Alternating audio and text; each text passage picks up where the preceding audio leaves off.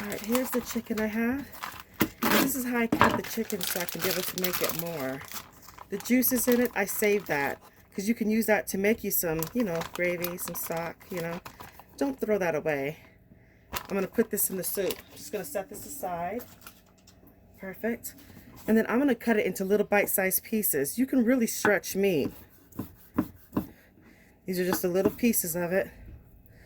Prepping saves so much time. I just love it.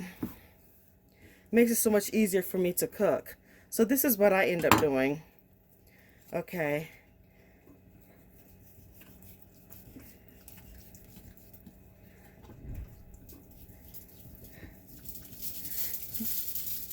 Maybe this is 3/4 of a pound.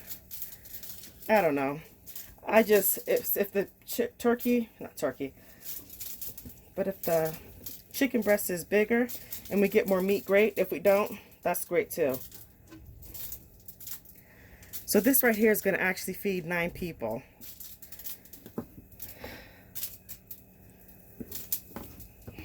This is a way that you can really stretch your meat. So everyone be able to get some. Because if you go to the store, or if you go to places, different food places, fast food places, you can get a whole chicken breast and eat it yourself.